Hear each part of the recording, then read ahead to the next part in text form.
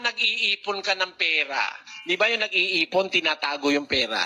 Tapos, kung hindi mo maitago sa bahay, marami na tinatago mo sa bangko. Di ba, ganon? O ganon din ang pag-iipon ng kayamanan sa langit, itatago mo. Babasahin ko sa iyo, Diyan sa Mateo 6:1. Mag-ingat kayo na huwag magsigawa ng katuwiran sa harap ng mga tao upang kanilang makita. Sa ibang paraan ay wala kayong ganti ng inyong ama na nasa langit. Tuloy. Kaya nga, pagka ikaw ay naglilimos, ay huwag kang tutugtog ng pakakak sa harap mo, na gaya ng ginagawa ng mga mapagpaimbabaw sa mga sinagoga at sa mga daan, upang sila'y mangagkapuri sa mga tao. Katotohanang sinasabi ko sa inyo, tinanggap na nila ang sa kanila'y ganti. Datapwat pagka ikaw ay naglilimos, ay huwag maalaman ng iyong kaliwang kamay ang ginagawa ng iyong kanang kamay. Upang ang iyong paglilimos ay malihim, at ang iyong ama na nakakakita sa lihim ay gagantihin ka. At pagka kayo ay nagsisidalangin, ay huwag kayong gaya ng mga mapagpaimbabaw, sapagkat iniibig nila ang magsidalangin ng patayo sa mga sinagoga at sa mga likuang daan, upang sila'y makita ng mga tao.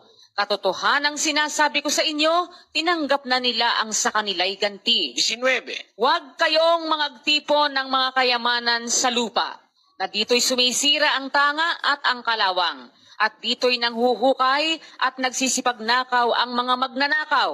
Kundi magtipon kayo ng mga kayamanan sa langit, na dooy hindi sumisira kahit ang tanga, kahit ang kalawang, at dooy hindi nanghuhukay at hindi nagsisipagnakaw ang mga magnanakaw. Yan. Kung kukunin mo, kapatid, sa konteksto ng pangangaral ni Kristo, diyan sa Kapitulo 6, ang ipinatitipong kayamanan, yung mga gawang kabutihan na ipinatatago niya, ayaw niyang ipakita mo sa iba. Kasi habang yun ay nakatago, nakarehistro yun sa ama, gagantihin ka ng ama pagdating ng paghuhukom. Pag maglilimos ka, wag mo nang ipapakita sa iba, wag mo nang ipapaalam yung ginawa nung kanan mo sa kaliwa. Ibig sabihin, wag kang magtatanyag ng kabutihang ginagawa mo, itago mo lang ng itago.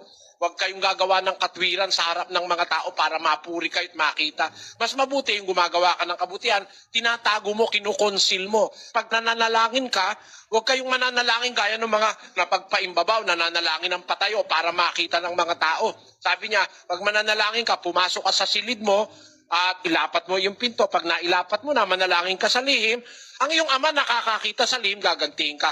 So lahat ng ginagawa mong kabutihan, pag sunod sa Diyos, tatago mo yon. Nakaipon siya na nakaipon, Diyos lang ang nakakaalam. Nagiging treasures yun in heaven. Diba? Parang yung nagtitipon ka ng pera, wala naman nag-ipon ng pera, nilagay sa gitna ng sala, tapos kinalat doon, wala nun. Ang nag-iipon ng pera, lalagay sa alkansya, tapos tatago sa aparador. Pag hindi nakasya, dadali na sa bangko. At saka merong secrecy law ang bangko. Hindi pwedeng sabihin kahit kanino ng bangko kung magkano na yung ipon mo, malibang pahintulutan mo. Ganon ang pag-iipon ng kayamanan sa langit. Gagawa ka ng gagawa ng kabutihan sa kapwa, pero wag mong ipagsasabi, wag mong ipamamalita, wag kang gagawa ng, gaya ng iba, magdodonasyon, magpapakuha pa ng retrato sa dyaryo, lalagay pa sa telebisyon. Walang ganti yun. Hindi nakakaipon sa langit yun. Kasi ang ama ang nag-iipon nun Lahat ng ginagawa mong kabutihan, sinusulat ng ama yun sa Gs ng Ebreo. Sapagkat ang Diyos ay hindi liko upang limutin ang inyong gawa at ang pag-ibig na inyong ipinakita sa kanyang pangalan. Hindi liko ang Diyos para limutin niya ang ginagawa mo, yung pag-ibig mo, yung paglilingkod mo. Hindi niya kakalimutan yun. Nakaipon sa kanya yun Kaya nga sa langit nakaipon kapatid Di ba, ginawan mo ng mabuti yung kapitbahay mo na hindi mo naman ipinagyabang, nakaipon sa Diyos yun. Nakaipon yun sa kanyang talaan. Nakakaipon ka ng treasures in heaven. Yun ay hindi nasisira, hindi nananakaw ng magnanakaw, hindi nasisira ng tanga, sapagkat lahat ng iniipon mong kabutihan sa Diyos, natatandaan ng Diyos yun. Nakalista yun sa aklat ng buhay. 139:16 ng awit, pakinggan mo. Nakita ng iyong mga mata ang aking mga sangkap na di sakdal. At sa iyong aklat ay pawang nangasulat. kahit na ang mga araw na itinakda sa akin nang wala pang anuman sa kanila. Mo, araw-araw sinusulat yung ginagawa natin eh. Kaya kung puro kabutihan yon, nakakaipon ka ng kayamanan sa langit.